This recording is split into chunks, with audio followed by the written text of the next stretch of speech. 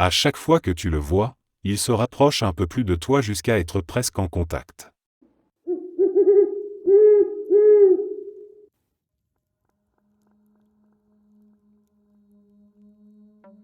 J'étais stationné en Allemagne de 1984 à 1986. Une nuit, j'avais le service de surveillance des dortoirs. Il y avait 5 soldats, un pour chacun des 4 étages plus le sous-sol.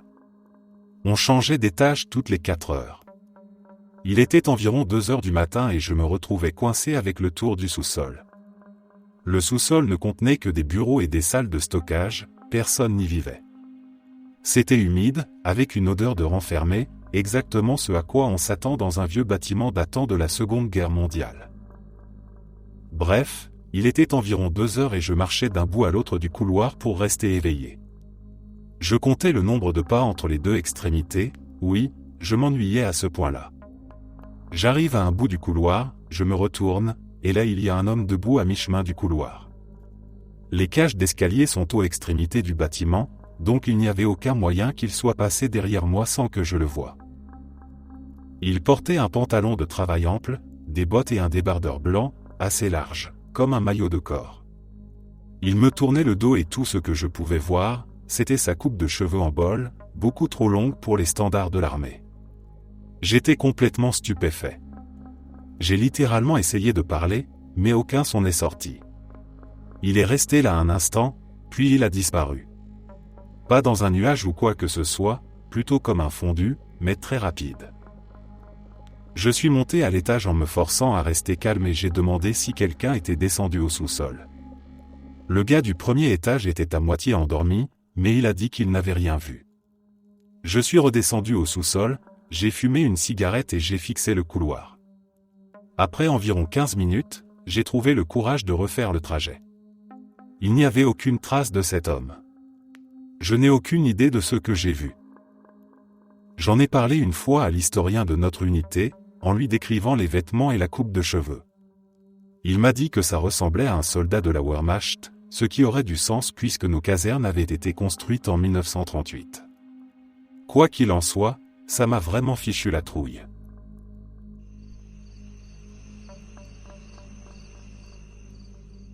Le chat de mon ami s'est échappé au tout début d'une vague de froid intense qui a duré presque 2 semaines. Elle a disparu pendant plus d'1 semaine et très vite nous avons craint le pire, surtout avec les températures glaciales et l'absence totale de nouvelles. Une nuit, j'ai fait un rêve assez banal. Je me tenais dans la cuisine de mon ami, exactement près du plan de travail, quand le chat est entré calmement, a traversé la pièce et est allé dans la pièce d'à côté comme si de rien n'était. Le rêve ne m'a pas marqué sur le moment, il n'y avait rien d'étrange ni de spectaculaire. Un jour ou 2 plus tard, je me suis retrouvé chez lui. En entrant dans la cuisine, je me suis arrêté exactement au même endroit que dans mon rêve. Cette sensation familière m'a fait me souvenir soudainement de la scène nocturne. J'ai hésité avant d'en parler, par peur de raviver la tristesse liée à la disparition du chat, puis j'ai fini par dire que j'avais rêvé d'être là, à cette place précise, et que son chat traversait mon champ de vision. À peine avais-je terminé ma phrase que le chat, que nous pensions toujours perdu, est entré dans la cuisine et a traversé la pièce exactement comme dans mon rêve. Mon ami m'a regardé, stupéfait, et a simplement demandé si c'était de cette manière-là. Le silence qui a suivi était lourd, comme si le temps s'était arrêté quelques secondes. C'est probablement l'expérience la plus étrangement surnaturelle que j'ai jamais vécue. Le chat allait bien. Elle s'était réfugiée sous la terrasse d'un voisin, où elle avait survécu tant bien que mal au froid. Elle n'avait souffert que d'un léger début de gelure et s'est rapidement rétablie après être rentrée au chaud.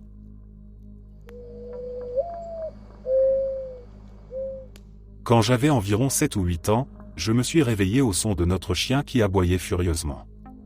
Juste à l'extérieur de l'une de mes fenêtres se trouvait le puits, et sa niche était fixée sur l'un des côtés. Je me souviens qu'elle aboyait avec une agressivité inhabituelle, ce qui signifiait généralement qu'il y avait des coyotes ou des ratons laveurs dans le jardin. Je me suis redressé, prêt à vérifier s'il y avait des coyotes. Mon père dormait profondément et je devais souvent le réveiller pour qu'il aille tirer sur les coyotes avant de me laisser utiliser sa carabine à air comprimé. C'est à ce moment-là que j'ai entendu notre chien pousser un cri de douleur. C'était une labrador noire courageuse et bagarreuse, qui passait la moitié de la nuit à poursuivre et affronter les créatures nocturnes, et elle ne reculait jamais devant un combat. C'est pour cette raison que nous la gardions souvent attachée à une longue chaîne la nuit. Elle donnait l'alerte et nous chassions les coyotes du terrain, ce qui lui évitait d'être gravement blessée. Je précise cela parce que je ne l'avais jamais entendue gémir ainsi. Quelques secondes après son cri, j'ai entendu et vu quelque chose de massif courir entre ma fenêtre et le puits. J'entendais une respiration rauque et un galop lourd, et lorsqu'il est passé devant ma fenêtre, j'ai distingué la silhouette de son dos voûté, qui remplissait presque la moitié de la vitre. Notre maison reposait sur des fondations en pierre d'environ 60 cm, et mes fenêtres se trouvaient à environ 1,80 m du sol. Cette chose devait mesurer au moins 2,40 m, peut-être davantage, surtout si elle galopait sur 4 pattes. Je l'ai entendu s'arrêter une fraction de seconde pour sauter la clôture située à une vingtaine de mètres de ma chambre, avant de repartir et de se fondre dans la nuit. Je n'oublierai jamais être resté figé dans mon lit, à écouter sa respiration irrégulière et le bruit de ses pas qui s'éloignaient rapidement. Le chien n'a plus aboyé le reste de la nuit. Elle devait probablement se cacher dans sa niche, et il m'a fallu du temps avant d'oser me recoucher et de réussir à me rendormir. Il y avait une fenêtre juste à côté de l'endroit où reposait ma tête, et j'étais terrorisé à l'idée de m'allonger et de voir le visage de la bête me fixer.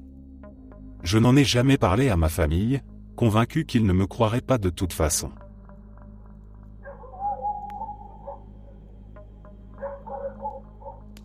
Quand j'étais enfant, j'avais environ 11 ans, mes frères et sœurs et moi logions chez un membre de la famille. C'était une vieille cabane en bois située dans le Vermont, isolée et remplie d'objets anciens. Je me souviens surtout des nombreuses horloges l'ancienne réparties dans la maison. On pouvait toujours entendre leur tic-tac, peu importe où l'on se trouvait. Après que tout le monde est allé se coucher, je n'arrivais pas à m'endormir.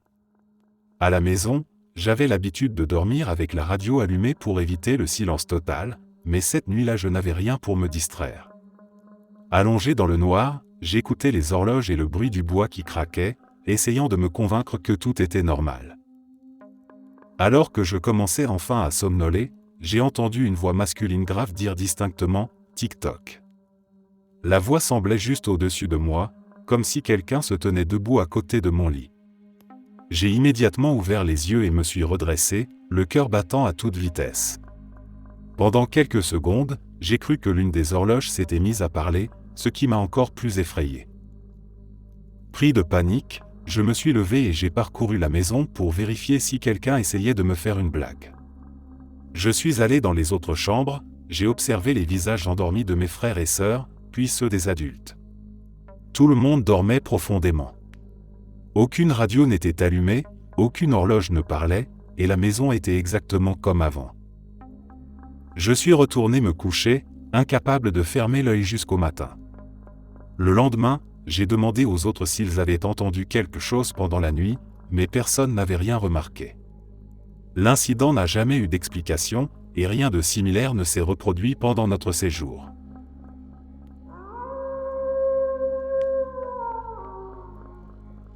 Je travaillais il y a quelque temps dans une maison de retraite en tant que cuisinier. C'était un bon travail, les résidents étaient sympathiques et les infirmières formidables. Mais comme il s'agissait d'une maison de retraite, la mort faisait partie du quotidien et les résidents décédaient assez souvent. Il arrivait que le personnel voie des choses étranges dans les couloirs, du coin de l'œil. Les nouveaux employés essayaient toujours d'enquêter, tandis que les plus anciens savaient qu'ils ne trouveraient rien. Voici cependant ce qu'il y avait de plus étrange. Un jour avant la mort d'un patient, s'il était lucide, il racontait avoir reçu la visite de quelqu'un, alors qu'aucun nom n'apparaissait dans le registre des visiteurs. Ce visiteur était toujours un jeune homme, plutôt beau de manière ordinaire, soigné, bien présenté. Il s'asseyait avec le patient et ils discutaient. Les patients qui parlaient de cet homme disaient toujours qu'ils se sentaient mieux après cette conversation. Mais inévitablement, il mourait dans les 24 heures. Même des résidents qui semblaient en bonne santé décédaient dans ce délai. Ainsi, lorsqu'un résident mentionnait le jeune homme au costume bleu, les infirmières contactaient discrètement la famille et l'encourageaient vivement à venir lui rendre visite. Plus tôt, j'ai évoqué le fait que le personnel voyait des choses du coin de l'œil. Une personne entrant dans la chambre d'un résident, un léger flot de mouvement au bout d'un couloir. Plusieurs membres du personnel, moi y compris, ont eu des visions plus directes de cette chose ou de cette entité. C'était le plus souvent dans une salle de bain ou dans la chambre d'un résident. Toujours visible dans un reflet, mais bien réel. Il semblait vérifier l'état des résidents, poser une main sur eux, puis quitter la pièce et disparaître. Il apparaissait aussi au personnel qui ne travaillait pas aux soins, dans les sanitaires ou à travers des surfaces réfléchissantes situées dans des zones réservées au personnel. Ma théorie est qu'il s'agissait d'un esprit présent pour guider et réconforter les mourants à la fin de leur vie. Il semblait réellement alléger le poids qui pesait sur les résidents, et ceux-ci semblaient partir assez paisiblement.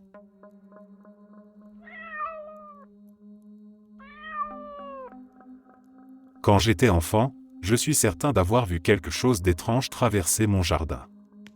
C'était un poisson volant, ou du moins cela y ressemblait fortement, avec de grandes ailes roses tirant vers le violet. Il est passé assez près de moi, suffisamment pour que je distingue clairement sa forme et ses couleurs. Ce n'était pas un simple éclat de lumière ni une illusion furtive, je l'ai suivi des yeux pendant plusieurs secondes alors qu'il disparaissait derrière les arbres. Le soir même, pendant le dîner, j'en ai parlé à ma famille avec beaucoup de sérieux. Je m'attendais à de la surprise ou au moins à de la curiosité.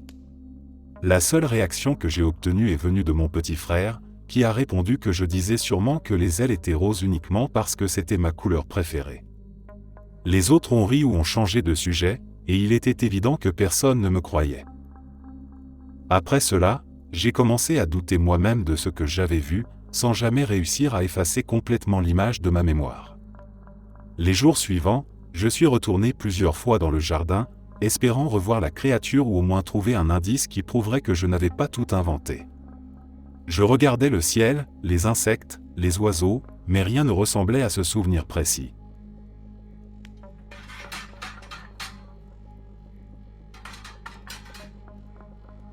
Nous avons déménagé plus tôt cette année à l'autre bout du pays. Avec le Covid devenu incontrôlable, nous sommes partis chercher un logement au moment même où tout commençait à fermer, mais nous avons trouvé une maison et un terrain que nous avons immédiatement adoré. Nous sommes ensuite rentrés chez nous pour vendre notre maison et lancer toutes les démarches. Et là, tout est devenu compliqué. Impossible de faire visiter la maison, les problèmes se sont enchaînés. Impossible d'acheter la nouvelle tant que l'ancienne n'était pas vendue, bref tout ce qui pouvait mal se passer s'est mal passé. Mon mari paniquait à l'idée que la maison dont nous étions tombés amoureux nous échappe parce que nous demandions plusieurs mois de délai. Il n'arrivait plus à dormir, cherchant désespérément des solutions. La douce veuve à qui nous achetions la maison voulait clairement tourner la page. Son mari était en train de construire la maison de ses rêves quand il est décédé. Les sols n'étaient pas terminés dans toutes les pièces, certaines portes n'étaient même pas encore encadrées, mais pour nous, elle était parfaite. Cette nuit-là, je me couche et je rêve de son père, décédé peu de temps auparavant, qui regarde la propriété. Il regarde vers le bas de la rue et fait signe à mon père, mort depuis 30 ans, et il parle de la maison. Pendant qu'ils discutent, un homme descend de la maison et les rejoint. On sent qu'ils sont tous amis. Mon père se tourne alors vers moi et me dit qu'ils vont attendre, que la maison nous appartient désormais. Le lendemain matin, je raconte ce rêve à mon mari. Il a les larmes aux yeux quand le téléphone sonne. On nous annonce qu'elle accepte d'attendre pour la vente et qu'elle nous louera la maison jusqu'à ce que la nôtre soit vendue. Depuis, je rêve des 3 hommes quelques fois par mois. Ils se moquent gentiment de nos tentatives de réparation ou me montrent ce qu'il faut faire. Je joue au disque golf comme loisir depuis un bon moment. Un jour, alors que je découvrais un parcours que je n'avais jamais joué auparavant, j'ai trouvé un disque vraiment original dans des broussailles près du trou numéro 2. C'était un disque avec une teinture personnalisée, très travaillée, le genre d'objet que l'on remarque tout de suite. J'ai regardé autour de moi pour voir si quelqu'un le cherchait, mais il n'y avait personne. Comme ce n'était pas vraiment un type de driver que j'utilisais souvent, je l'ai simplement rangé dans mon sac. Pendant plusieurs mois, le disque est resté là, oublié parmi les autres. À chaque partie, je le voyais sans jamais le lancer. Un jour, j'ai décidé de faire un peu de tri dans mon sac, histoire de gagner de la place et de récupérer quelques dollars. J'ai donc pensé à vendre ce disque que j'utilisais à peine. Je suis allé dans mon magasin Dynamic Disque local. D'habitude, il n'y a qu'une ou deux personnes qui travaillent dans la boutique en même temps. Ce jour-là, l'ambiance était différente. Il y avait une dizaine de gars rassemblés dans le bureau à l'arrière, tous en train de discuter entre eux, d'un ton plus calme que d'habitude. J'ai trouvé ça un peu étrange, mais je n'y ai pas prêté plus d'attention. Un employé est venu s'occuper de moi. Je lui ai tendu le disque, et dès qu'il a posé les yeux dessus, il s'est figé. Il l'a pris dans ses mains, l'a tourné lentement, puis m'a demandé d'une voix hésitante comment je l'avais obtenu. Je lui ai expliqué où je l'avais trouvé, sans comprendre sa réaction. Sans rien dire de plus, il est parti vers le bureau pour montrer le disque aux autres. Un à un, les gars ont regardé le disque. Leur conversation s'est arrêtée net. Ils avaient tous la même expression, un mélange de surprise, de choc et d'émotion, comme s'ils venaient de voir un fantôme. L'un d'eux a fini par m'expliquer ce qui se passait. Le disque appartenait à l'un de leurs très bons amis. Il était décédé cette même semaine. Tous ces gars étaient réunis parce qu'ils venaient de sortir de son enterrement et prévoyaient d'aller jouer une partie ensemble pour lui rendre hommage et célébrer sa vie. Ce disque était l'un de ses préférés, et il le pensait perdu depuis longtemps. À cet instant, le magasin a pris une atmosphère très particulière. Ce n'était plus une simple transaction. J'ai senti que ce moment avait une vraie signification pour eux, et d'une certaine manière pour moi aussi. Sans hésiter, je leur ai rendu le disque. Voir leur réaction, certains sourires mêlés aux larmes, m'a profondément touché. Celui-ci est vraiment étrange, il s'agit d'un objet dupliqué. Si quelqu'un d'autre a vécu quelque chose de similaire, j'aimerais beaucoup entendre des théories. J'ai déménagé à Edmonton et j'ai emporté tous mes livres avec moi, parce que je suis ce genre de personne. J'ai un vieux livre de numérologie vintage que j'ai acheté dans une librairie d'occasion à Kingston. Il a une marque bizarre dans le coin supérieur de la première page, comme un gribouillage. Il date d'environ 1940, n'est plus imprimé et a clairement été très utilisé par ses anciens propriétaires. Quand j'ai déménagé, je l'ai fait seul. J'ai emballé moi-même toutes mes affaires dans l'appartement où je vivais seul, et j'ai tout déballé seul dans le nouvel appartement à Edmonton.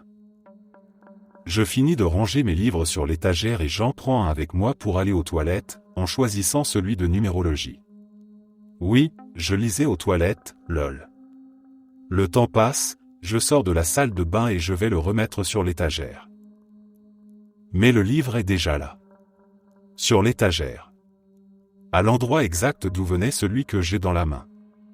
C'est littéralement une copie du même livre. Il a une marque dans le coin. La jaquette est en plus mauvais état, mais c'est exactement le même livre. Je les ai encore tous les deux, c'est complètement fou. J'ai prêté un des exemplaires à une amie et elle a abîmé l'autre jaquette, mais peu importe, toute cette histoire m'a profondément bouleversé. J'en ai parlé à mes amis et ils étaient complètement choqués, certains pensaient que j'étais folle, d'autres que la situation elle-même était folle. Il n'y a aucune chance que j'ai eu 2 exemplaires de ce livre, et aucune chance non plus que j'en ai emballé et déballé 2 sans m'en rendre compte, parce qu'il est tellement unique. Il y a une section qui décrit quel type de personne tu es en fonction du jour du mois où tu es né, par exemple né le 5, né le 18, etc. Si quelqu'un veut laisser sa date de naissance, je peux la recopier, c'est assez court. Un véritable livre de numérologie dupliqué, comme un pli dans le temps.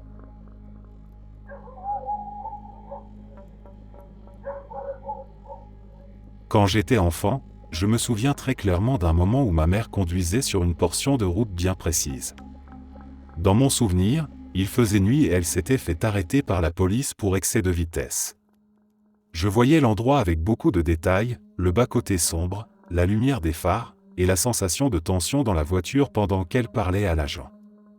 C'était un souvenir net, comme si j'avais réellement été présent sur la banquette arrière. Des années plus tard, alors que nous roulions ensemble sur cette même route, j'ai reconnu immédiatement l'endroit. Sans vraiment réfléchir, j'ai mentionné à ma mère que c'était laquelle s'était fait arrêter pour excès de vitesse, la nuit, exactement à cet endroit. Elle m'a alors lancé un regard totalement surpris, presque choqué, et a ralenti sans rien dire pendant quelques secondes. Intrigué par sa réaction, je lui ai demandé ce qui n'allait pas. Elle m'a expliqué que cet événement avait bien eu lieu, exactement comme je le décrivais, mais à une époque où je n'étais pas encore né. Elle était enceinte de moi à ce moment-là, et il n'y avait personne d'autre dans la voiture. Elle n'en parlait presque jamais, et encore moins avec des détails aussi précis. Le silence qui a suivi sa révélation m'a mis mal à l'aise. J'ai essayé de comprendre comment j'avais pu garder en mémoire quelque chose que je n'étais pas censé connaître.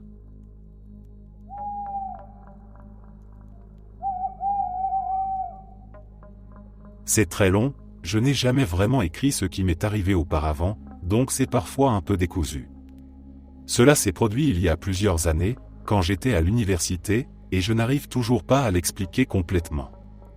Avant que vous ne posiez la question, je ne prenais pas de drogue, je dormais normalement, je n'ai jamais eu de traumatisme crânien grave et je n'étais pas soumis à un stress inhabituel. J'étais assis dans l'un de mes cours en train de prendre des notes pendant que le professeur faisait son exposé, quand j'ai soudain réalisé que toute mon existence, toute mon identité, avait complètement changé. Je ne me souviens de rien concernant mon ancienne existence, mais je suis absolument certain que ma réalité s'est transformée à cet instant précis. J'ai eu l'étrange sensation d'être comme par magie dans un autre corps, avec une histoire personnelle différente, une autre famille et d'autres amis, assis dans un autre cours avec des personnes différentes autour de moi, peut-être même dans un autre endroit. La chose la plus folle, c'est que lorsque j'ai baissé les yeux vers mes notes, elles n'avaient absolument rien à voir avec le cours auquel j'assistais. Ma main était encore en train d'écrire une phrase, mais ce que j'avais noté avant la transition parlait de concepts de commerce et de marketing que je n'avais jamais étudiés dans aucun cours à l'université, alors que le professeur parlait clairement de santé publique. C'était pourtant bien mon écriture. J'ai commencé à regarder autour de moi, complètement perturbé, et j'ai probablement poussé un petit cri parce que le professeur s'est arrêté et m'a demandé si tout allait bien.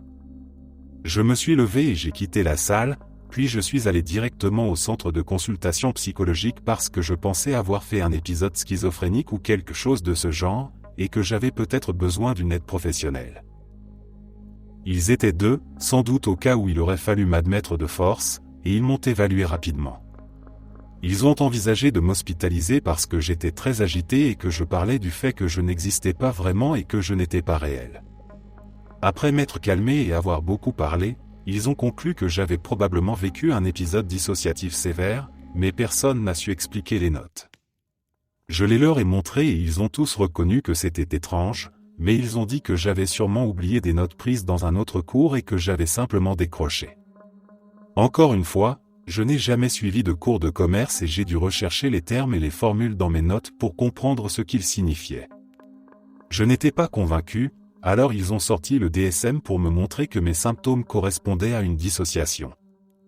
J'ai dû leur mentir en disant que je croyais à cette explication et passer beaucoup de temps à les rassurer sur le fait que j'allais bien, afin d'éviter l'hospitalisation. Peut-être que j'ai effectivement dissocié, mais cela n'explique pas le changement durable de personnalité que j'ai connu à partir de ce moment-là. Apparemment, j'étais une personne très extravertie et enjouée avant, et je suis maintenant clairement réservé et timide. Écrire tout cela me stresse énormément parce que c'est très intime. J'ai aujourd'hui des centres d'intérêt et des objectifs complètement différents de ceux que j'avais avant cet épisode. J'admets avoir connu de la dépression et de l'anxiété au cours de ma vie, mais jamais rien qui ait altéré ma perception de la réalité. Cette expérience continue de me laisser perplexe et j'essaie de ne pas trop y penser, parce que je commence à m'interroger sur mon existence dans des lignes temporelles alternatives, et c'est une spirale qui me rend un peu triste et me donne l'impression que mes relations, de toujours, ne sont pas authentiques. De toute façon, je n'ai pas vraiment réussi à maintenir ces relations. Ma famille m'a presque entièrement renié, affirmant que j'ai changé et perdu mes valeurs quand je suis parti à l'université. Je n'arrive pas du tout à m'identifier à eux, nous avons beaucoup de mal à communiquer et je n'aime personne dans ma famille. J'aime pourtant beaucoup d'autres personnes, donc je ne suis pas un psychopathe. Je n'ai rien ressenti lorsque des membres de ma famille sont décédés, mais j'ai été profondément bouleversé par les décès ou les malheurs d'autres proches, surtout des personnes que j'ai rencontrées après l'épisode. Ce n'est pas un cas classique de parents conservateurs rejetant un enfant devenu progressiste. Mes parents disent que je me souciais autrefois de choses importantes, comme me marier et avoir des enfants, mais je ne me souviens pas avoir jamais voulu me marier et l'idée d'avoir des enfants m'a toujours terrifié. Je n'aime pas et ne me soucie pas des traditions familiales supposées, et j'ai des goûts totalement différents en matière de nourriture, de divertissement, de style, de tout. Je suis aussi bizarrement la seule personne de ma famille à ne pas parler avec un accent du Sud très marqué, et je me souviens que des gens l'avaient remarqué après l'épisode. J'ai vu des vidéos troublantes de moi enfant où mon accent est clairement différent, et je parle même avec une voix beaucoup plus aiguë. Je pense avoir décidé consciemment de perdre cet accent pour que les gens ne me prennent pas pour quelqu'un de stupide, mais je n'en suis pas sûr. C'est comme un souvenir flou. Beaucoup de mes souvenirs sont comme ça. Rien d'avant l'épisode n'est aussi clair que les souvenirs que j'ai créés après. Personne à l'université n'a remarqué de changement d'accent, alors peut-être que cela semblait plus frappant pour les gens de ma ville natale, qui ne m'avaient pas entendu parler depuis longtemps. C'est déroutant, mais j'ai vraiment l'impression de ne pas pouvoir être la même personne que celle que mes parents ont élevée. Beaucoup de mes amis avec qui j'aurais grandi disent aussi que je suis très différent depuis mon départ à l'université. J'ai évidemment mûri et évolué, mais leurs remarques me font penser que je ne suis vraiment plus la même personne. Je n'arrive pas à me relier à eux sur quoi que ce soit et je ne comprends pas comment nous pouvions traîner ensemble. C'est particulièrement vrai pour l'humour, nous n'aurions jamais des mêmes choses. J'ai l'impression de devoir faire semblant d'être quelqu'un d'autre pour passer du temps avec eux, alors nos amitiés se sont éteintes. Ils aiment souvent bavarder sur des gens de notre enfance, mais je ne ressens aucun lien avec ces personnes et je me fiche de ces commérages, car ce sont pratiquement des inconnus pour moi. Même à l'université, avant l'épisode, j'étais une responsable et une fondatrice d'une sororité. Après, je ne comprenais plus pourquoi je paierais pour faire partie d'une organisation avec des règles aussi strictes et dépassées. Je détestais les événements que j'aidais à organiser et auxquels j'assistais, et les rituels n'avaient aucun sens pour moi. Je suis passé du port quotidien de t-shirts et de sacs ornés des lettres grecques de ma sororité au refus total de toucher ces objets, car ils me semblaient appartenir à quelqu'un d'autre. J'ai quitté la sororité, ce qui a apparemment surpris tout le monde sauf moi.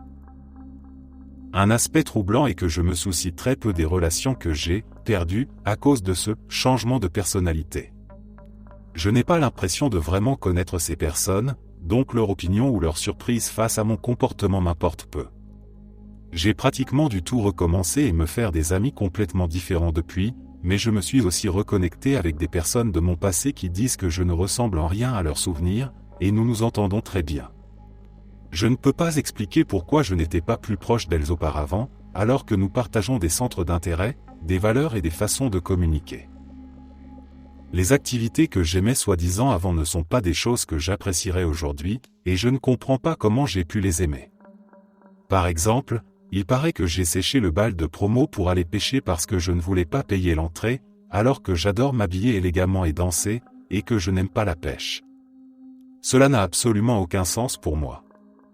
J'ai des tatouages dont je ne comprends pas vraiment la signification. Je les trouve beaux, mais je ne peux pas expliquer pourquoi je les ai faits ni d'où m'est venue l'idée. Quand je vois des photos de moi avant, j'ai l'impression de regarder une étrangère. Je m'habille différemment, je me tiens différemment, je souris différemment. Cela me perturbe énormément, mais les autres ne semblent rien remarquer. Il y a quelque chose de vraiment étrange dans mes yeux sur les photos d'avant, et cela me met mal à l'aise. C'est comme si la façon dont je contractais les muscles de mon visage en souriant était différente. Je peux reproduire ce sourire aujourd'hui, mais ce n'est pas mon sourire naturel. J'ai encore parfois du mal avec les photos parce que je n'ai pas l'impression d'être la personne qui y apparaît. Je déteste vraiment les miroirs et j'ai toujours peur que, mon reflet, reprenne le contrôle ou quelque chose comme ça. J'ai peur de regarder mon reflet dans les yeux. Une grande crainte que j'ai est qu'un jour je rebasculerai, et que je doive revivre tout cela. Peut-être que cela arrivera plusieurs fois, peut-être que je deviendrai encore une personne entièrement différente. J'espère vraiment que non. Tout cela est incroyablement étrange, Je ne peux pas l'expliquer et ça me fait peur. Cela semble mettre mal à l'aise les psychologues et les psychiatres, alors j'ai en grande partie laissé tomber le sujet, mais évidemment, j'y pense tout le temps.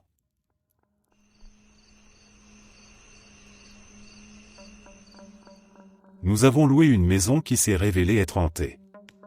Au début, rien ne semblait anormal. La maison était ancienne mais chaleureuse, avec 2 étages et une atmosphère paisible. Puis un soir, tout a changé.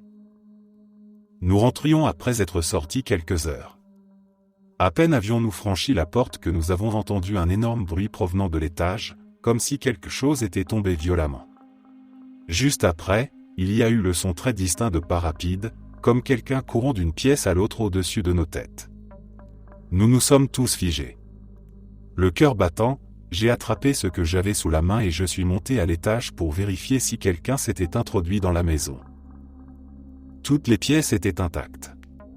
Rien n'était renversé, aucune fenêtre ouverte, aucune porte forcée. Le silence était revenu, mais il était lourd et oppressant.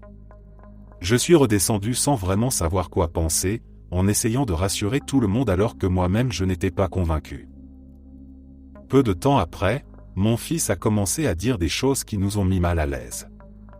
Il racontait qu'une dame le regardait jouer dans sa chambre. Il le disait calmement, sans peur, comme si cela lui semblait normal. Sa chambre se trouvait au 2e étage, exactement là d'où provenaient les bruits que nous avions entendus. Il précisait que la dame ne parlait pas, qu'elle restait simplement là, debout, à l'observer. Avec le temps, nous avons commencé à nous renseigner sur l'histoire de la maison. Nous avons appris que le premier propriétaire avait fait construire cette maison spécialement pour sa femme. Il rêvait d'avoir une grande famille, et la maison avait été conçue en conséquence, avec plusieurs chambres et de grands espaces de vie. Mais seulement 6 mois après la fin de la construction, sa femme est décédée soudainement. Le mari ne s'est jamais remarié. Il a continué à vivre seul dans la maison pendant de nombreuses années, jusqu'à ce qu'il soit contraint d'entrer en maison de retraite. Cette révélation a donné un tout autre sens à ce que nous vivions. L'idée qu'elle puisse être restée attachée à la maison qu'elle n'a jamais vraiment pu habiter nous a profondément marqués. Malgré les bruits et les apparitions, l'esprit n'a jamais été hostile. Il n'y a eu aucun geste agressif, aucun sentiment de danger. Au contraire, l'atmosphère semblait presque protectrice, comme une présence silencieuse qui veillait sur la maison et ses occupants. Avec le temps, la peur a laissé place à une forme de respect.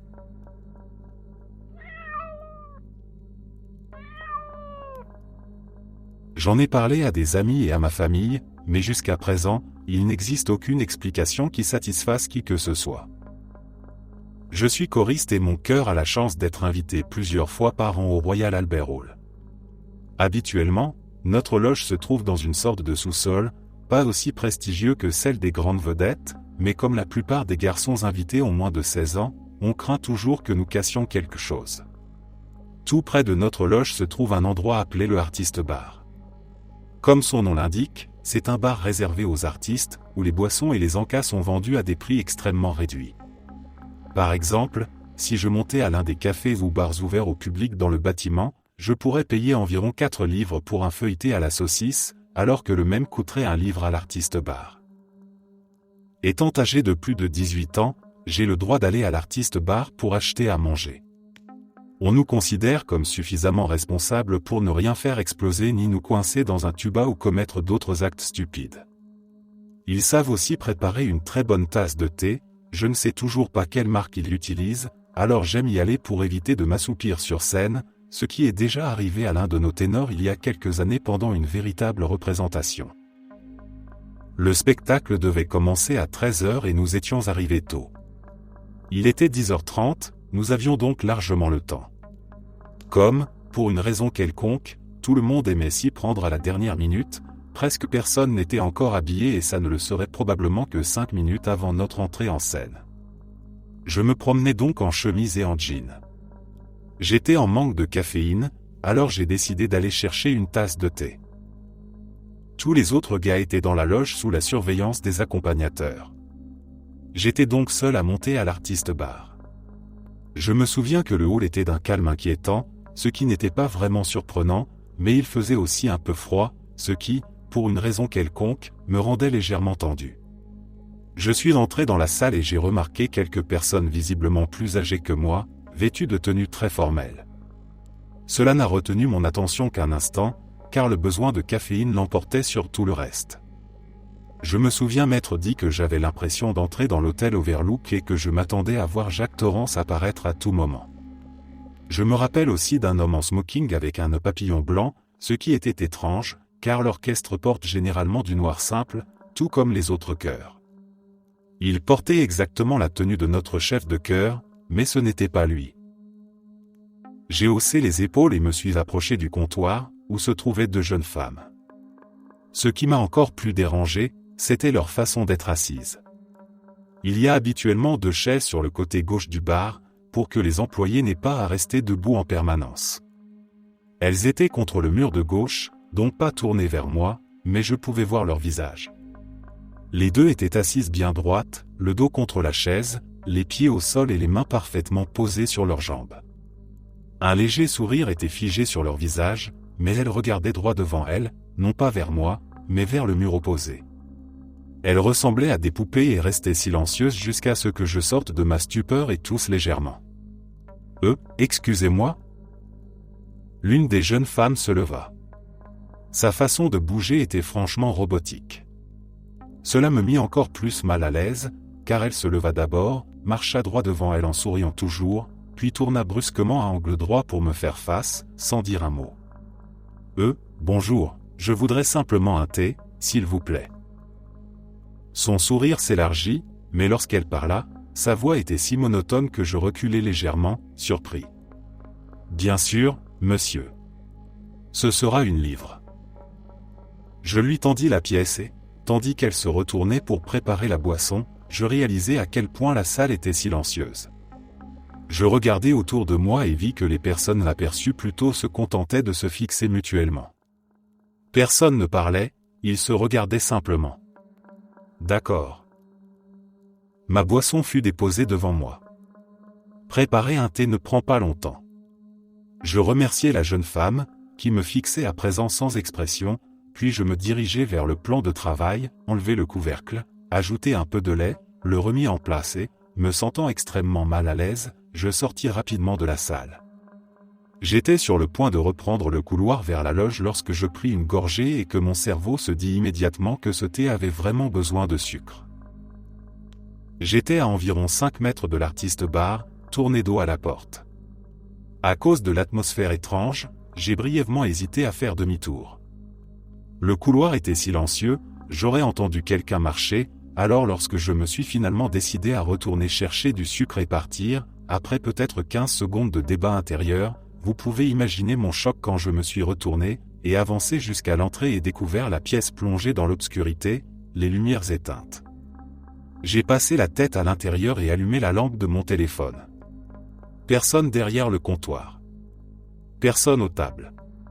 La salle était complètement vide et je n'avais entendu personne sortir. Il n'y avait aucun signe de quoi que ce soit. Plus que jamais nerveux, je suis retourné à toute vitesse, enfin aussi vite que possible sans renverser mon thé, jusqu'à la loge. En entrant, un accompagnateur m'a lancé un regard étrange. « Tu as vu ça où ? Tu es allé au café ?» Déconcerté, j'ai répondu « Non, je suis juste allé à l'artiste bar. » Son visage s'est assombri davantage. L'artiste bar n'ouvre pas avant midi aujourd'hui. Le plus triste, c'est que je n'ai même pas pu finir mon thé, car on nous a appelés pour la répétition, et le thé froid est tout simplement impensable. Il ne m'est jamais rien arrivé de semblable à l'artiste bar par la suite. Quand j'ai décrit les 2 jeunes femmes derrière le comptoir à l'un des organisateurs de l'événement, il m'a regardé bizarrement et m'a assuré que personne correspondant à cette description ne travaillait au Royal Albert Hall.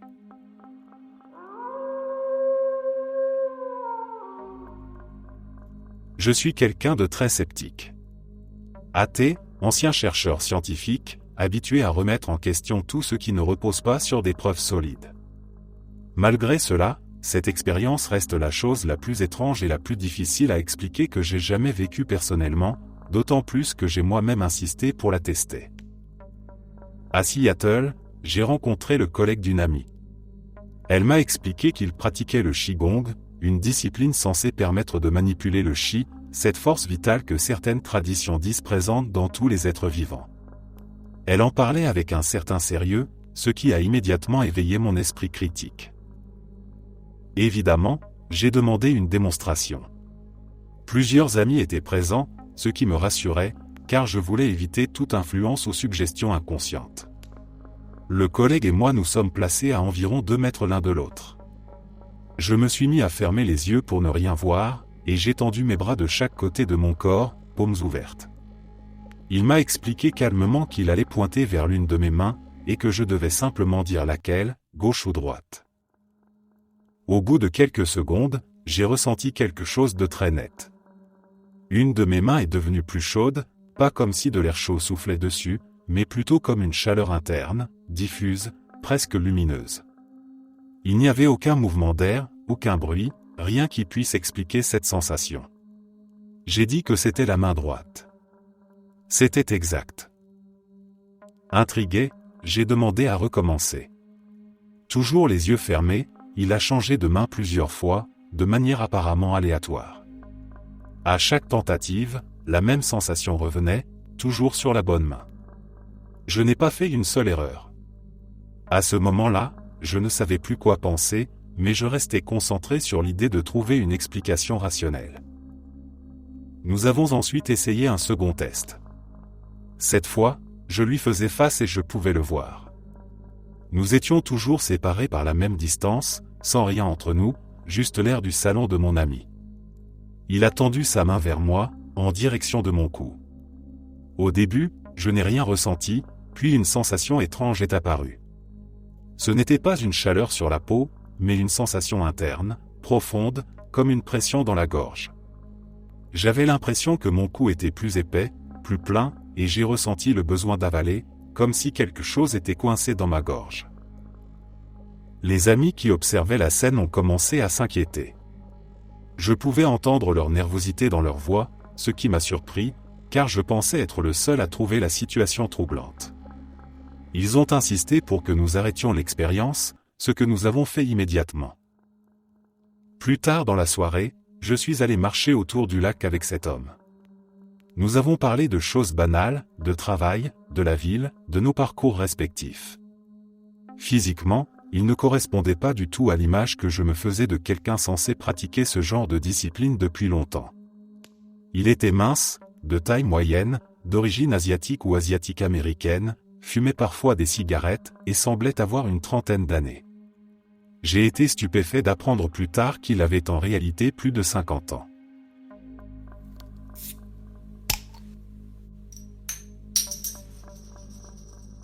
Mon père est décédé juste avant que je n'aie 4 ans. Avant sa mort, nous avions un terrain de camping où nous allions régulièrement en famille.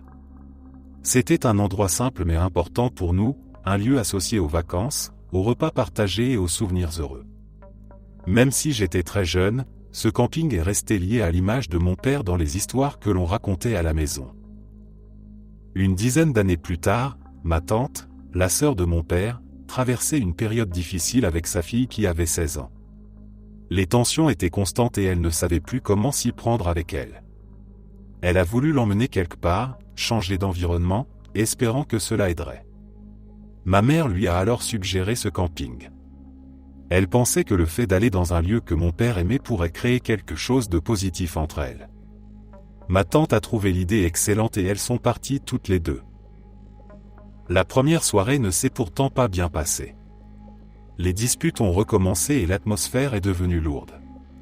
Finalement, ma tante a décidé de s'éloigner seule du campement. Elle a marché un peu, puis s'est assise à l'écart de la tente, essayant de réfléchir calmement à la situation.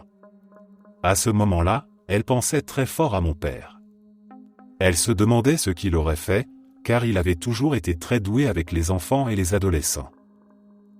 C'est alors qu'un petit morceau de papier a soudainement jailli des buissons devant elle. Il ne semblait pas porté par le vent, il est simplement apparu et est tombé à ses pieds. Intriguée, elle l'a ramassé. Dès qu'elle a regardé ce que c'était, elle a appelé ma mère immédiatement. Le papier était un reçu de camping, provenant précisément de ce lieu. Il datait de plus de 10 ans. Dessus se trouvait la signature de mon père, écrite de sa main, datant de l'époque où nous venions tous ensemble.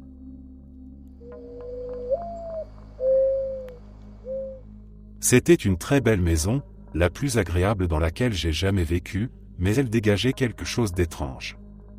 Dès le début, il y avait une ambiance particulière, difficile à décrire, comme une présence silencieuse qui ne se manifestait pas clairement mais que l'on ressentait constamment. Au fil du temps, en accumulant de nombreuses expériences inexplicables, mes parents et moi avons commencé à être plus attentifs à certains détails. Un jour, nous avons remarqué des bâtons brûlés dans le garage. Ils étaient noircis, comme s'ils avaient été utilisés dans un feu ou un rituel quelconque. Sur le moment, nous avons trouvé ça bizarre, mais nous avons supposé qu'ils venaient d'anciens occupants. Sans trop y réfléchir, nous les avons sortis du garage et jetés à la poubelle. Quelques jours plus tard, ils étaient de nouveau là. Exactement au même endroit. Nous avons pensé à une plaisanterie maladroite ou à une simple erreur de notre part. Nous les avons donc jetés à nouveau. Puis ils sont revenus. Encore et encore. À chaque fois, sans bruit, sans que personne ne les voie apparaître. Personne n'admettait les avoir remis là, et personne n'en avait la moindre raison. L'épisode le plus perturbant s'est produit un jour où j'ai laissé sortir le chien par le garage. J'ai vu les bâtons, je les ai pris, je les ai jetés dehors, puis je suis revenu presque immédiatement dans le garage. Ils étaient déjà revenus. Pas quelques heures plus tard, pas le lendemain, mais en l'espace de quelques secondes. À ce moment-là, j'ai senti un vrai malaise, une sensation glaciale qui m'a parcouru le dos. Ce phénomène n'était qu'un élément parmi tant d'autres. Cette maison n'a jamais offert une seule expérience réellement explicable. Les bruits, les impressions, les objets déplacés, tout semblait défier la logique. Chaque personne qui est venue nous rendre visite a ressenti quelque chose d'étrange, même celles qui n'étaient pas sensibles à ce genre de choses. Certaines refusaient même de rester seules dans certaines pièces.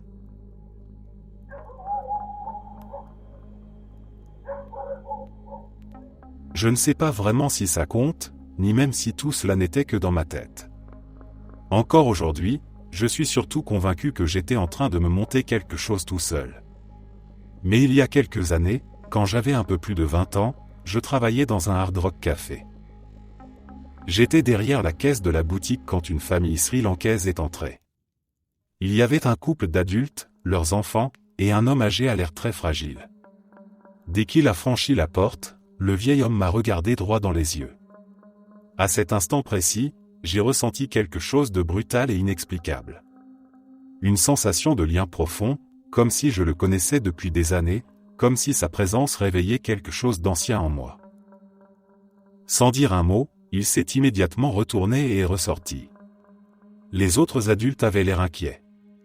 Ils ont échangé quelques mots rapides et l'ont suivi dehors. À travers la vitrine, je pouvais les voir discuter avec lui. Il hochait la tête, faisait des gestes avec les mains, comme s'il essayait d'expliquer quelque chose d'important. Quelques minutes plus tard, toute la famille est revenue à l'intérieur. Cette fois, le vieil homme s'est dirigé directement vers la caisse. Il m'a souri, un sourire tremblant, et j'ai eu l'impression qu'il était sur le point de pleurer. J'ai pris ma voix professionnelle, celle que j'utilisais avec tous les clients, mais j'avais une boule au ventre qui ne me quittait pas. Je lui ai demandé s'il avait besoin d'aide. Il a semblé se ressaisir, comme s'il se secouait intérieurement. Sans vraiment regarder autour de lui, il a tendu la main et attrapé le premier objet à sa portée. C'était un porte-clés banal, sans rien de spécial. Je l'ai passé à la caisse pendant qu'il continuait à me fixer, sans détourner le regard, toujours avec ce sourire triste. Il m'a remercié d'une voix très douce. Pendant toute la transaction, le temps semblait étrange, ralenti, comme si le reste du magasin n'existait plus. Quand ils sont repartis, arrivé à la porte, il s'est retourné une dernière fois. Il m'a lancé un long regard, insistant, chargé de quelque chose que je n'arrivais pas à comprendre. Puis ils sont partis, et je ne les ai jamais revus. Contre toute logique et toute raison, une certitude absurde s'est imposée à moi. J'avais l'impression de savoir que, dans une autre vie, cet homme avait été mon mari. C'est une idée qui n'a aucun sens pour moi, surtout que je ne crois pas du tout à la réincarnation.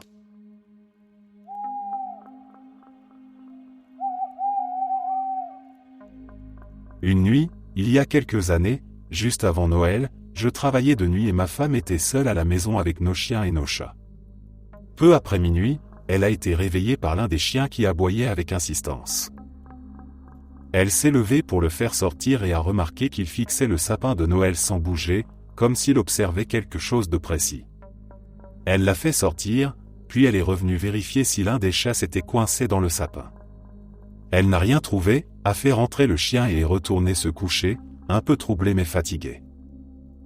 Le lendemain matin, avant que je ne rentre du travail, elle est descendue au rez-de-chaussée et a vu le chien assis devant le sapin, en train de le fixer exactement de la même manière. Elle venait tout juste de voir tous les chats à l'étage, alors elle s'est approchée du sapin et des étagères situées derrière. Sur une étagère où nous avions posé les photos de remise de diplôme de ses nièces, il y avait un cadre que ni elle ni moi ne reconnaissions. Il semblait avoir été placé volontairement entre les autres. La photo montrait une petite fille d'environ 2 ans, habillée d'une robe de Noël, assise à côté d'un chat blanc. Au dos, il était écrit à la main « Daniel 1987 ». Ni l'enfant ni le chat ne nous appartenaient. Nous sommes le 3e couple à avoir vécu dans cette maison et nous avons même pu parler à des membres de la famille des propriétaires de 1987. La fillette et la photo ne leur disaient absolument rien. Mon beau-père était policier dans notre ville à cette époque et il n'y a jamais eu de tragédie majeure liée à cette maison, ni à cette période ni plus tard. De plus, la maison a été construite en 1978 et servait de maison témoin pour un nouveau lotissement, ce qui rend l'histoire encore plus étrange. Dans les années qui ont suivi, des événements bizarres se sont produits, souvent liés aux chiens et à cette photo. Ils s'arrêtaient parfois devant l'étagère en gémissant, refusaient de passer devant le sapin même hors période de Noël, ou se réveillaient brusquement en pleine nuit pour fixer un coin précis du salon. Parfois, la photo semblait légèrement déplacée alors que personne ne l'avait touchée. Ces choses se produisaient sans explication claire et revenaient régulièrement. Tout a cessé le jour où le chien n'a plus été avec nous. Depuis, la maison est calme, presque trop calme. Nous avons toujours la photo. Pour être honnête, elle nous fait un peu peur. Nous la conservons soigneusement et nous ne la montrons qu'à travers des photos sur nos téléphones, sans jamais la sortir trop longtemps. Si un jour nous vendons la maison, nous laisserons cette photo accompagnée d'une lettre expliquant toute l'histoire aux nouveaux propriétaires. Ils auront au moins le choix de savoir. Pour mon mémoire de fin d'études, j'écrivais sur un homme nommé Harold Sherman. Il était assez connu dans le domaine de la perception extrasensorielle au début et au milieu du XX siècle. J'ai lu une grande partie de ses travaux et j'ai étudié la manière dont il menait ses expériences. Ses méthodes étaient simples mais rigoureuses, basées sur la répétition, la concentration et l'absence de contact direct entre les participants. Pour reproduire l'une de ces expériences, j'avais besoin de quelqu'un que je ne connaissais pas personnellement et qui vivait dans un autre État. Ma femme avait une amie en Géorgie et lorsqu'on lui a expliqué le projet, elle a accepté avec enthousiasme de participer. Nous avons donc fixé une date et une heure précise afin de tenter l'expérience dans des conditions similaires à celles décrites par Sherman. J'étais le receveur. Mon rôle consistait à me mettre dans un état de relaxation profonde pendant qu'elle tenterait de m'envoyer ses pensées.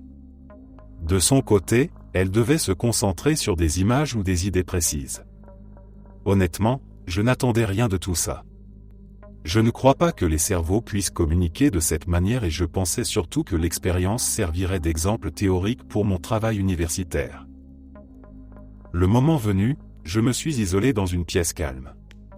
J'ai fermé les yeux, respiré lentement et noté tout ce qui me traversait l'esprit sans essayer d'interpréter quoi que ce soit. Certaines sensations étaient floues, d'autres complètement abstraites. Puis une image s'est imposée de façon très nette. Je voyais un homme roux avec une barbe. Ce n'était pas vague ni symbolique.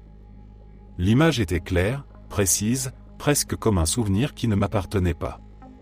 Je l'ai noté sur ma liste, sans y accorder plus d'importance sur le moment.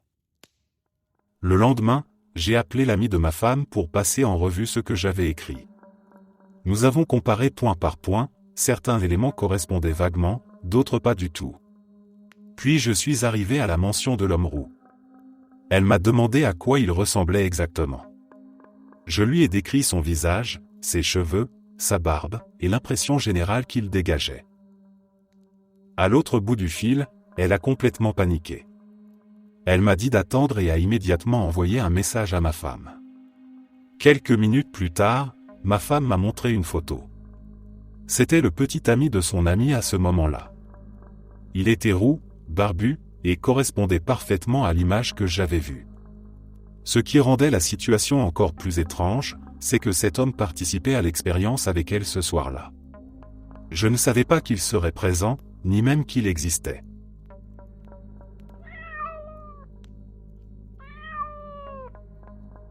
Il y a quelques années, mon frère est mort d'une overdose. Ma famille et moi savions qu'il avait des problèmes de drogue et nous avons tout essayé pour l'aider, mais rien n'a suffi. Nous avons parlé avec lui, insisté, proposé de l'accompagner, cherché des solutions, et malgré tout il est retombé encore une fois. La nuit qui a suivi sa mort, j'ai fait un rêve extrêmement réel. Il n'y avait que lui et moi, rien autour, pas de décor, pas de bruit. Il était là, comme s'il m'attendait. Nous avons parlé longtemps. Il m'a dit qu'il était désolé, qu'il n'avait pas voulu replonger, qu'il ne pensait pas tomber encore une fois dans ce trou. Il m'a dit qu'il n'avait jamais voulu faire de mal à qui que ce soit, ni à moi ni à notre famille. Je lui ai parlé à mon tour. Je lui ai dit que je comprenais, que je ne lui en voulais pas, qu'il pouvait se calmer. Peu à peu, il a semblé s'apaiser. Nous avons pleuré tous les deux. Nous nous sommes dit que nous nous aimions, comme nous ne l'avions peut-être jamais fait aussi clairement de son vivant. Puis je me suis réveillé. Depuis, il m'arrive encore de le voir dans mes rêves, de temps en temps. Parfois il ne parle pas beaucoup, parfois il sourit simplement, parfois il me regarde comme pour vérifier que je vais bien. Chaque fois, je me réveille avec la même sensation étrange, comme si quelque chose avait réellement eu lieu pendant la nuit. Il me manque.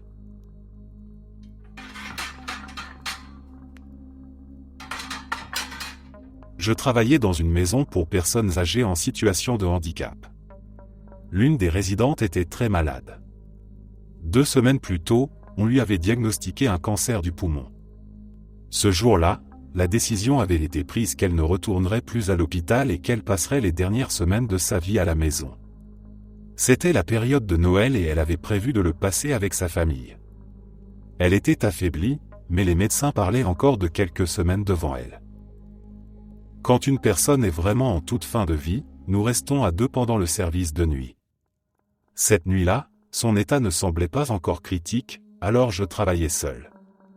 Tout était calme. Elle s'était couchée normalement et je l'avais aidée comme d'habitude. Elle respirait sans difficulté particulière et avait même parlé de Noël avant de s'endormir. Le lendemain devait être un jour important pour elle. Je suis allé me coucher dans la chambre de repos. La nuit était silencieuse, sans agitation ni appel. Puis, à 4 heures du matin, je me suis réveillé d'un coup. Ce n'était pas un bruit, ni un rêve. C'était comme si une phrase s'était imposée à moi, très clairement. Elle est partie. Je n'ai pas eu peur. Je n'ai pas hésité non plus. J'étais absolument certain de ce que je venais de comprendre, sans savoir pourquoi.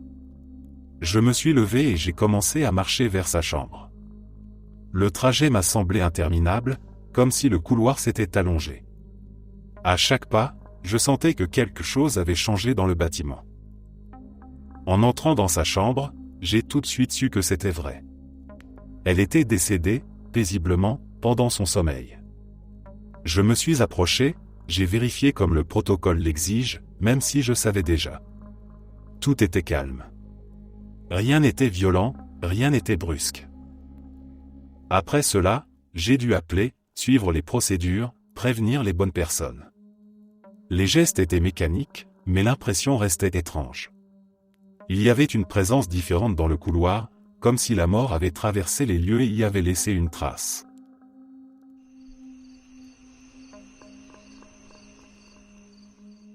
Un jour en 2016, alors que je triais le linge, j'ai remarqué qu'une culotte avait changé de couleur au lavage et était devenue d'un rose grisâtre.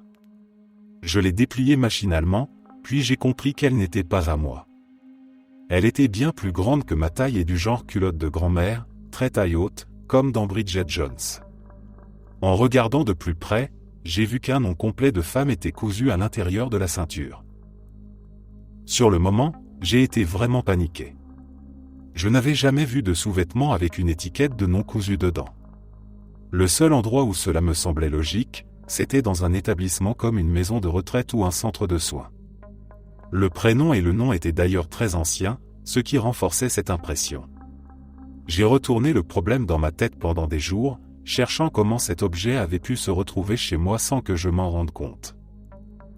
Finalement, la seule explication à peu près rationnelle que j'ai trouvée, c'est qu'ils avaient peut-être été oubliés dans un casier que j'avais utilisé à la piscine.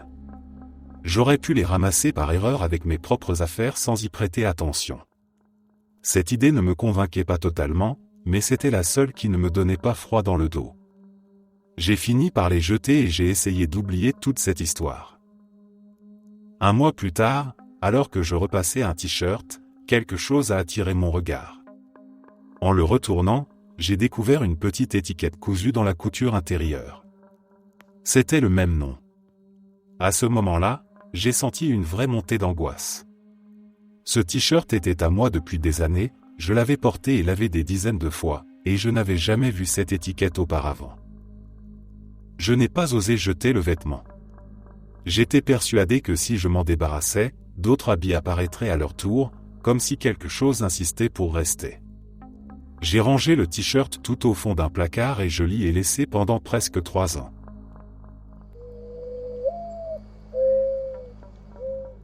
Le 15 avril 2016, Clayton Kershaw lançait contre les Giants. J'étais sorti du travail un peu plus tôt que d'habitude, heure de la côte est, et j'avais envie de regarder le match tranquillement avant de sortir plus tard dans la soirée. Mon canapé était collé contre un rebord de fenêtre assez large pour poser une bière. Le match se passait parfaitement et Kershaw dominait complètement. En tant que fan de baseball, j'étais absorbé par chaque lancer, chaque retrait. Le temps semblait passer plus lentement, comme quand un match est vraiment bon. Je venais de finir ma bière. Vraiment finir, en levant la bouteille pour en faire tomber la dernière goutte. Juste avant la fin de la manche, j'ai dit à voix haute que j'allais attendre l'entracte pour en prendre une autre. C'était un réflexe, je parlais sans penser que quelqu'un pouvait m'entendre. Kershaw a terminé la manche et je me suis levé pour aller chercher une nouvelle bière. Par habitude, j'ai attrapé la bouteille que je croyais vide sur le rebord de la fenêtre. À ce moment-là, j'ai senti quelque chose d'étrange. La bouteille était pleine. Elle était froide, avec de la condensation, et déjà ouverte comme si quelqu'un venait de me la préparer. Je suis resté figé quelques secondes à la regarder, essayant de comprendre. J'étais seul chez moi, la porte était fermée, personne n'aurait pu entrer. J'ai vérifié autour de moi, la cuisine, le salon, même le couloir. Rien n'avait bougé, tout était exactement comme avant. Je me suis rassis lentement sur le canapé, la bière à la main, partagée entre l'excitation et un léger malaise. Le match continuait, Kershaw lançait toujours aussi bien, comme si de rien n'était.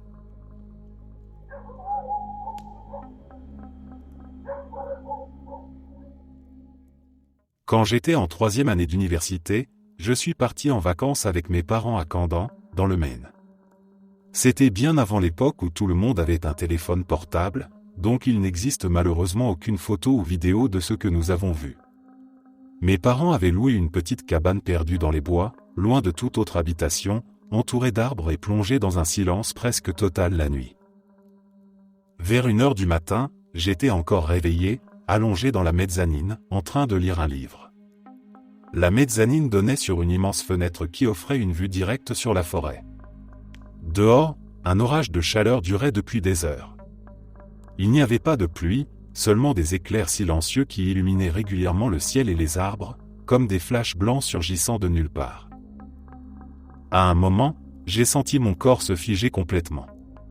Je voyais apparaître entre les arbres de grosses sphères lumineuses, grandes comme des ballons de basket. Elles brillaient d'un blanc intense et descendaient lentement vers le sol, presque en flottant. Leur mouvement était si lent et si régulier que cela semblait irréel. Pendant plusieurs minutes, je n'ai littéralement pas pu bouger, incapable de détourner le regard ou de crier.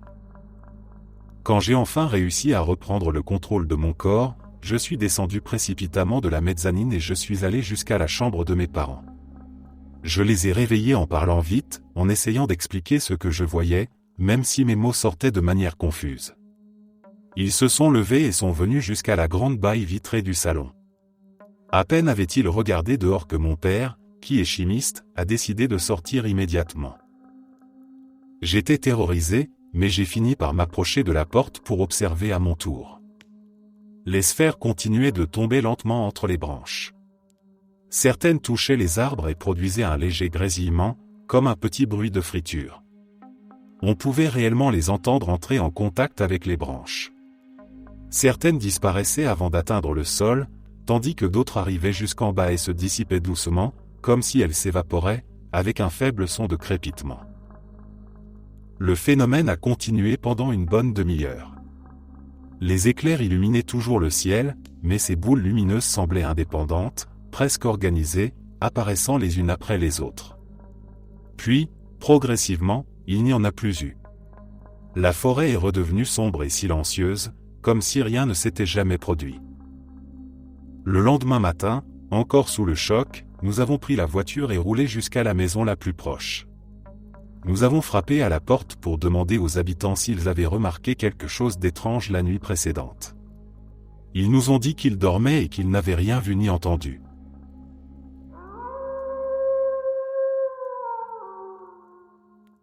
Il y avait cette femme derrière moi au 7-Eleven. J'ai tout de suite remarqué ses yeux noisettes, vraiment magnifiques. En la regardant, j'avais presque l'impression de ressentir ce qu'elle dégageait. Elle semblait triste, comme si quelque chose pesait sur elle. Je me suis dit que j'allais lui offrir un peu d'honnêteté, sans arrière-pensée. Je me suis retourné et je lui ai dit qu'elle avait de très beaux yeux. Elle m'a répondu merci avec un sourire chaleureux, un sourire qui n'était pas seulement poli mais sincère. À ce moment-là, j'ai ressenti quelque chose de simple et agréable. Je me sentais bien, détendu, presque réconforté, comme si ce bref échange avait amélioré la soirée de nous deux. J'ai payé mes affaires et je me suis dirigé vers la sortie. En arrivant devant la porte, celle-ci s'est ouverte toute seule devant moi. Je suis sorti, puis elle s'est refermée immédiatement derrière moi. C'est là que quelque chose m'a frappé. Ce magasin est près de chez moi et j'y vais tous les jours. Je sais très bien qu'il n'a pas de portes automatiques. Je me suis arrêté et j'ai fixé la porte pendant quelques secondes, essayant de trouver une explication logique. Il n'y avait pas de vent, personne derrière moi, rien qui aurait pu la faire bouger. Plus j'y pensais, plus une sensation étrange montait en moi, un mélange de surprise et d'incompréhension.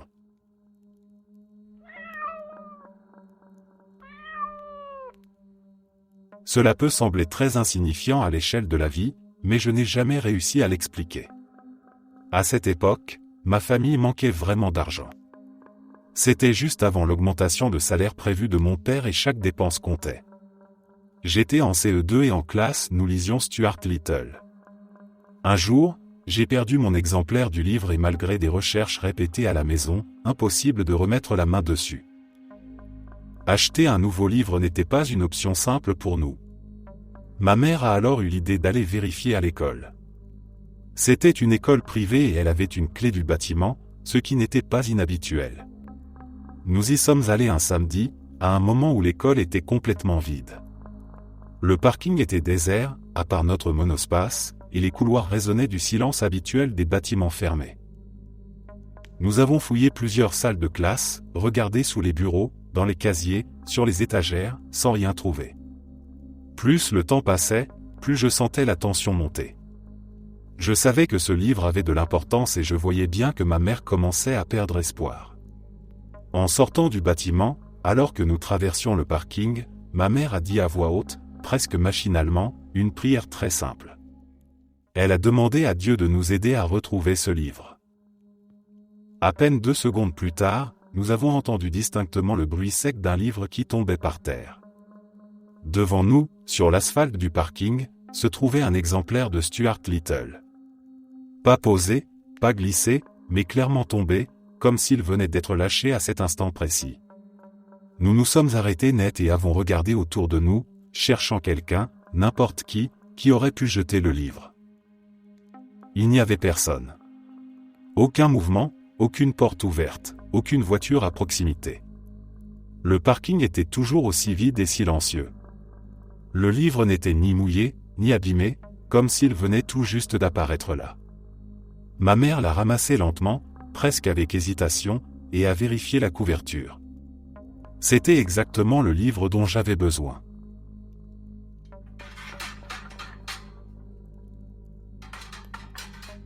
Une nuit, quand j'avais 19 ans, je faisais des allers-retours entre ma maison et celle d'une amie pour aller chercher des vêtements afin de dormir chez elle. Le trajet durait environ 30 minutes dans chaque sens et il n'existait qu'une seule route pour y aller. Sur le chemin de l'aller, je suis passé devant une maison grise et rouge. Sur la pelouse, un labrador jaune était en train de faire ses besoins. Dans l'entrée, un camion noir déneigeait l'allée. Au même moment, une Jeep argentée est passée en sens inverse. La scène était tellement précise que je m'en souviens encore parfaitement. Quand je suis arrivé chez mon ami, nous avons tous plaisanté en disant qu'on ne voyait jamais autant d'êtres vivants au même endroit sur cette route habituellement déserte. Cette remarque nous a fait rire et nous n'y avons plus vraiment pensé. Nous sommes restés chez elle environ 1 heure. Nous avons mangé, discuté, écouté de la musique et pris notre temps comme si la nuit était normale. Puis nous sommes repartis vers ma maison. Cette fois, nous roulions sur l'autre côté de la route par rapport à la maison grise et rouge. En approchant, j'ai commencé à ressentir une étrange tension, sans savoir pourquoi. En passant devant la maison, j'ai vu exactement la même scène. Le labrador jaune était encore en train de faire ses besoins au même endroit. Le camion noir déneigeait toujours l'allée avec les mêmes mouvements. La Jeep argentée est passée devant nous, roulant dans l'autre sens au même moment que la première fois. Tout semblait figé dans une répétition parfaite. J'ai commencé à dire « ce n'était pas » avant de m'arrêter net. Mes 2 amis m'ont coupé la parole exactement en même temps et ont répondu « oui ». Un soir, un ami et moi rentrions chez nous en voiture après un match de NBA. Il était tard et nous habitions à environ 45 minutes de l'arène, située en centre-ville. Nous avons pris l'autoroute en direction du nord et, pendant une quinzaine de minutes, nous avons roulé dans une circulation dense, entourée de voitures, avançant au rythme habituel d'un retour de match. Puis, sans transition claire, quelque chose a changé. Nous nous sommes retrouvés sur une portion d'autoroute totalement vide, pas une seule voiture à l'horizon. Le paysage ne nous disait rien. En regardant les panneaux, nous avons compris que nous étions plusieurs villes au nord de notre ville natale. Le silence dans la voiture est devenu pesant. Nous nous sommes regardés exactement au même moment, avec la même pensée en tête, celle que quelque chose n'allait pas du tout. J'ai regardé l'horloge du tableau de bord et là, la panique a commencé. 15 minutes seulement s'étaient écoulées depuis notre départ. Or, un trajet normal jusqu'à chez nous prenait entre 45 minutes et 1 heure, et nous étions déjà bien au-delà de notre ville, dans la direction opposée. Selon toute logique, nous aurions dû être à peine à mi-chemin, coincés dans les embouteillages, pas perdus au milieu de nulle part. On a commencé à parler en même temps, à refaire mentalement les dernières minutes. Aucun souvenir de sortie ratée, aucun moment d'inattention flagrant, aucune accélération soudaine. C'était comme si une partie du trajet avait simplement disparu. Pris de panique, nous avons fait demi-tour et repris l'autoroute vers le sud. Le trajet du retour s'est déroulé normalement. La circulation était de nouveau présente, le temps s'écoulait comme il le devait, et il nous a fallu environ 30 minutes pour rentrer chez nous, exactement ce qui était attendu depuis l'endroit où nous nous trouvions. Rien d'étrange ne s'est produit, comme si l'univers avait décidé de redevenir cohérent.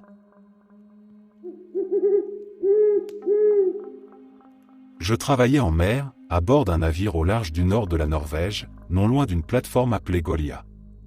Les journées étaient longues et monotones, rythmées par le travail et les pauses passées à regarder l'horizon. Ce jour-là, j'étais près d'une fenêtre, téléphone à la main, en train de regarder vers le nord sans but précis. C'est à ce moment que j'ai aperçu dans le ciel quelque chose qui ressemblait à une traînée blanche, comme une trace de condensation laissée par un avion. Mais presque immédiatement, quelque chose m'a semblé étrange. L'objet se déplaçait beaucoup trop vite pour être un avion. La traînée ne se dispersait pas lentement comme d'habitude, elle restait nette, presque rigide, comme si elle était dessinée dans le ciel.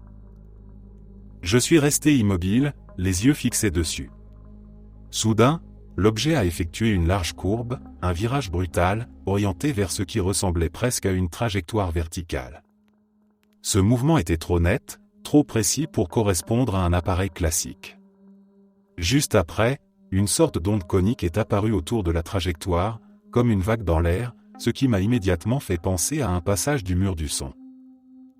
Quelques secondes plus tard, il y a eu un petit nuage de fumée, bien plus discret que le phénomène précédent, puis plus rien du tout. Le ciel est redevenu parfaitement vide, comme si l'objet n'avait jamais existé. J'ai continué à regarder pendant un long moment, attendant de voir autre chose apparaître, mais il n'y a eu aucun autre signe. J'ai fini par en parler à quelques collègues à bord. Certains m'ont écouté avec intérêt, d'autres ont haussé les épaules en disant que ça devait être un exercice militaire ou un phénomène atmosphérique rare. Aucun n'avait vu la même chose que moi. Il n'y a eu aucune annonce, aucune information transmise par radio, rien qui aurait pu expliquer ce que j'avais observé.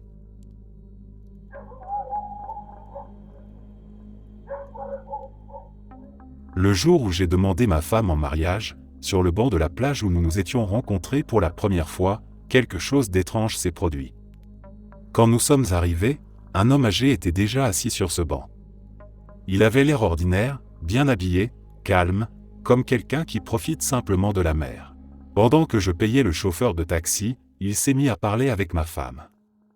Je n'y ai pas prêté attention tout de suite. Puis j'ai remarqué son expression changer. Elle écoutait attentivement, surprise. L'homme connaissait des choses très précises sur elle. Il savait que son père vivait aux États-Unis. Il savait qu'elle étudiait à Halifax, alors que nous étions sur l'île de Vancouver, loin de tout ça. Ce n'étaient pas des généralités, ni des suppositions vagues. Il parlait avec une certitude troublante. Avant de partir, il lui a dit que cette journée allait être très spéciale. Puis il s'est levé, est monté dans le taxi avec lequel nous étions arrivés, et est reparti sans un regard en arrière. Quand je suis revenu près du banc, ma femme m'a raconté la conversation, encore un peu sous le choc. Nous avons regardé autour de nous, essayé de voir s'il y avait quelqu'un qui semblait le connaître, mais personne. Plus tard, nous avons demandé à des habitants du coin. Personne ne savait de qui il pouvait s'agir. Moins d'une heure après cet échange, je l'ai demandé en mariage. C'était le 10 juillet 2014. Nous avons réalisé ensuite que nous nous étions rencontrés un 10 juillet. Que nous nous étions fiancés un 10 juillet. Et plus tard, nous nous sommes mariés un 10 juillet. Par chance pour moi, car je suis catastrophique quand il s'agit de retenir les dates importantes.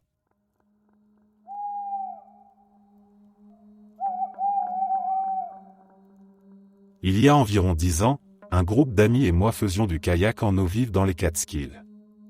2 d'entre nous, dont moi, avions beaucoup d'expérience.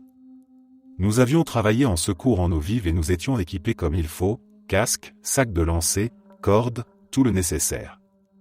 C'était le début du printemps. Le niveau de l'eau était élevé, le courant rapide et l'eau glaciale. Tous les rapides étaient plus dangereux que d'habitude. Nous portions tous des combinaisons en néoprène. Un peu plus tôt dans la descente, nous avions dépassé des gens en train de faire du tubing, eux aussi en combinaison. La plupart étaient des étudiants, ce qui était assez courant dans ce coin-là. Puis, plus loin, nous sommes tombés sur une jeune femme seule, debout dans une zone plus calme du courant, coincée dans un contre-courant. Elle n'avait pas de bouée avec elle et elle hurlait, complètement paniquée. Elle criait que son ami était passé sous l'eau et qu'elle n'était jamais remontée. Mon ami et moi avons immédiatement réagi. Je suis resté dans mon kayak pour assurer la position pendant que lui se jetait à l'eau. Il a décroché son kayak, tiré sur sa jupe et plongé. Quelques secondes plus tard, il est remonté à la surface en tenant une jeune femme. Elle portait un bikini bleu vif. Je ne sais pas pourquoi ce détail m'est resté en tête, mais je m'en souviens parfaitement. Je lui ai lancé un sac de cordes pour l'aider à rejoindre le bord. La jeune femme était dans un état terrible. Du sang coulait sur son visage, sa peau était livide, ses lèvres bleutées. Elle tremblait violemment et avait du mal à respirer. Son amie, celle qui appelait à l'aide, était en état de choc. Le reste de notre groupe a réussi à arrêter un pick-up qui passait par là. Nous étions au milieu de nulle part, sans réseau téléphonique, sans moyen d'appeler les secours. Nous avons improvisé un brancard avec des cordes et des serviettes, installé la jeune femme blessée et son amie à l'arrière du camion et demandé au conducteur de foncer à l'hôpital le plus proche. Nous avons pris son nom et son numéro, mais dans la confusion, personne n'a pensé à demander ceux des deux filles. Sur le moment, l'important était qu'elles arrivent rapidement à l'hôpital. Plus tard dans la soirée, nous avons rappelé le conducteur pour savoir si tout s'était bien passé. Il était complètement paniqué. Il nous a dit qu'en arrivant à l'hôpital, il avait conduit jusqu'à l'entrée des urgences, était allé chercher de l'aide, et que lorsqu'il était revenu, il n'y avait absolument personne à l'arrière du camion. Aucun médecin, aucun patient. Pas d'eau, pas de sang, pas de jeune femme. Rien. Les serviettes que nous avions utilisées étaient toujours là, encore humides. Le brancard de fortune était intact. Mais les deux filles avaient disparu. Le conducteur jurait qu'il les avait vues dans son rétroviseur juste avant d'arriver à l'hôpital. Il n'avait pas quitté le camion plus de quelques secondes. Nous avons appelé les hôpitaux locaux, la police, la compagnie de tubing, tous les services possibles. Personne ne savait de qui nous parlions. La compagnie a affirmé que personne n'était allé à l'eau sans combinaison ce jour-là et qu'aucune bouée n'avait été perdue.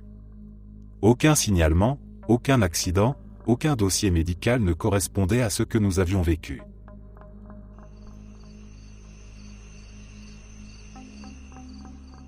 Récemment, je dormais dans la chambre pendant que mon mari jouait dans le salon. J'étais allongé sur le côté, tourné vers sa place dans le lit, et j'ai vu ce que je pensais être sa silhouette. Une forme noire était allongée de son côté, exactement là où il dort habituellement. Sur le moment, je n'ai pas douté. J'ai simplement supposé que c'était lui. En même temps, j'avais une conscience étrange. Je savais que je dormais. Cette idée m'est venue très clairement, comme une certitude. J'ai alors ouvert les yeux pour vérifier s'il était réellement là. Son côté du lit était vide. J'ai refermé les yeux et la silhouette noire était de nouveau présente. J'ai rouvert les yeux, le lit était toujours vide. J'ai répété ce va-et-vient 4 ou 5 fois, parfaitement consciente de l'alternance entre ce que je voyais en rêve et la réalité. Finalement, j'ai cessé de lutter et je me suis rendormi complètement. C'est là que l'expérience est devenue plus intense. La silhouette noire s'est déplacée et est montée sur moi. Je ressentais son poids, sa présence, comme si quelque chose de bien réel appuyait sur mon corps. J'ai essayé de lui parler. Je forçais de toutes mes forces pour dire quelque chose. J'étais certaine d'avoir formulé des phrases entières, notamment que je n'avais pas peur et qu'il pouvait faire ce qu'il voulait. Pourtant, aucun son ne sortait de ma bouche. Ce qui est étrange, c'est que je pouvais bouger. Je n'étais pas paralysé. Je sentais mon corps, je sentais le contact, et tout semblait incroyablement réel, comme si mon esprit et mes sensations n'étaient pas complètement endormis. Quand j'ai ouvert les yeux une nouvelle fois, la présence avait disparu. J'ai fait un effort conscient pour rester éveillé quelques minutes, le temps que mon esprit se raccroche totalement à la réalité.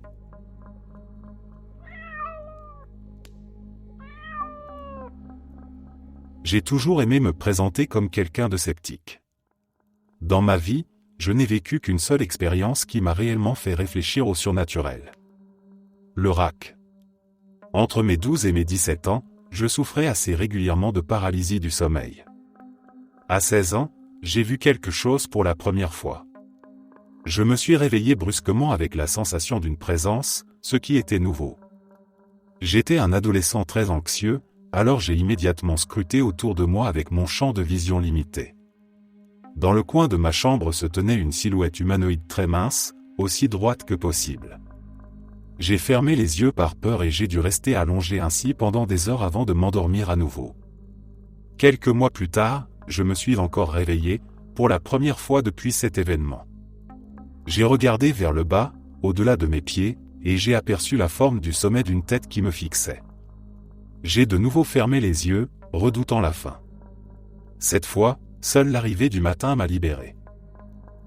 Moins d'un mois après cette deuxième apparition, je rentrais du travail en voiture. J'avais tout juste 16 ans et je conduisais ma première voiture, je me sentais incroyablement bien.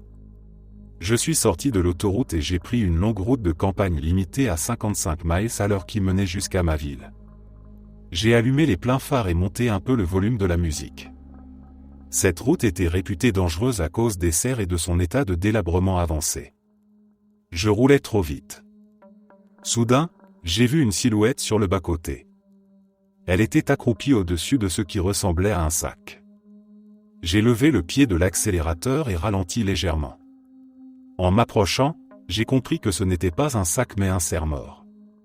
À environ 45 miles à l'heure, j'ai jeté un dernier regard à la silhouette en la dépassant. Son visage était horriblement maigre, avec des proportions corporelles monstrueuses. 4 mois plus tard, je me trouvais à 8 heures de route au nord de cette ville, travaillant dans un camp d'été. J'y étais depuis quelques semaines lorsque la semaine des lycéens est enfin arrivée. J'ai pu profiter du camp au lieu de travailler pendant une semaine. Je me suis mis dans l'ambiance, j'ai été affecté à une cabane compétitive et je me suis rapidement rapproché des autres garçons. Le jeudi soir était la nuit du bivouac. Le camp se situait dans le Michigan, à la lisière de la forêt nationale de Huron. Nous marchions sur une route d'accès, à plusieurs kilomètres au cœur de la forêt, pour trouver un endroit où dormir à la belle étoile.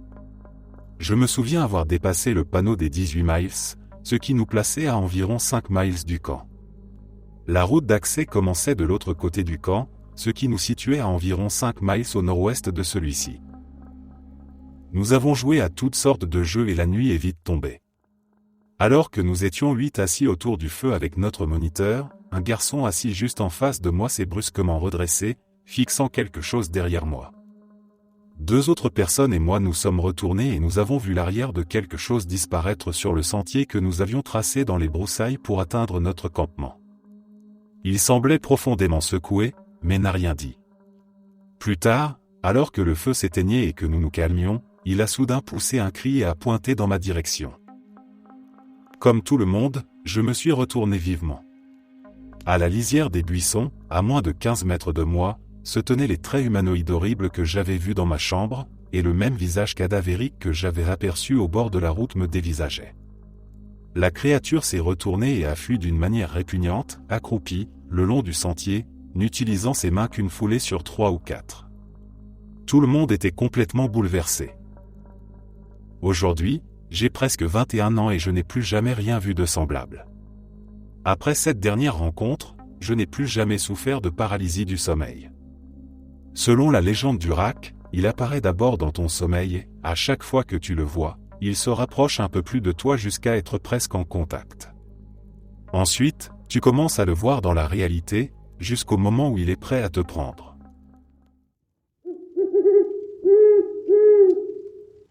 Merci d'être resté jusqu'à la fin. N'oubliez pas d'aimer la vidéo, de vous abonner et de partager vos propres histoires en commentaire. On se retrouve demain à la même heure devant ce feu.